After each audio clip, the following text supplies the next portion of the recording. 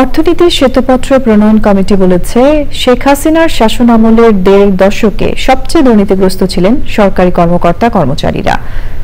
ব্রিফিংয়ে কমিটির সদস্যরা বলেছেন, সরকারের স্বৈরাচারী হওয়ার পেছনে আমলাদের অবদান ক্ষমতাসীন দলটির রাজনীতিকদের চেয়ে কম ছিল না। স্বৈরাচারী শাসন ব্যবস্থার ভয়ে উন্নয়ন সহযোগীদের অনেকেই সরকারের চাপিয়ে দেওয়া উন্নয়নের বয়ানকে বৈধতা দিতে বাধ্য হয়েছেন বলেও মন্তব্য করেন তারা। রিজভি নাজের রিপোর্ট।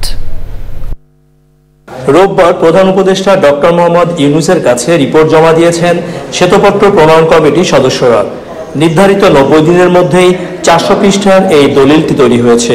সর্বোচ্চ ১.৫ মাসের মধ্যে ছোটখাটো সংশোধন শেষে রিপোর্টটি বই আকারে প্রকাশ হবে বলে জানান কমিটি প্রধান ডক্টর দেবপ্রিয় ভট্টাচার্য।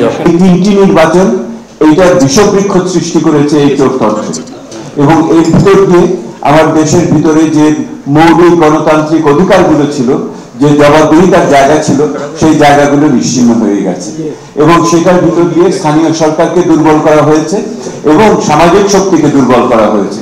দেবপ্রিয় বলেন, দুর্নীতির মাধ্যমে টাকা পাচারের জন্য সবচেয়ে বেশি ব্যবহৃত হয়েছে ব্যাংক খাত, এরপর অবকাঠামো, বিদ্যুৎ ও জ্বালানি এবং তথ্য প্রযুক্তি খাত। আগামী ৬ মাস খুবই গুরুত্বপূর্ণ সময় দেশ এবং জাতির জন্য, এবং যতক্ষণ না আগামী বাজেট না আসছে তার আগে আগামী ৬ মাস সরকার কি অর্থনৈতিক ব্যবস্থাপনায় কি পরিকল্পনায় নেয় এবং তাদের লক্ষ্য উদ্দেশ্যগুলো কি, এর পরিমাপগুলো কি, এইগুলোকে একত্রিতভাবে একটি পরিকল্পনা জনগণের সামনে দিতে হবে। শ্বেতপত্র কমিটির সংখ্যা আগামী ৬ মাস অর্থনীতির জন্য খুবই গুরুত্বপূর্ণ। এ থেকে উত্তরণে সরকারকে একটি মধ্যমেয়াদী নীতি প্রণয়নের পরামর্শ তাদের। Rizvi Nawaz, channel I, Dhaka.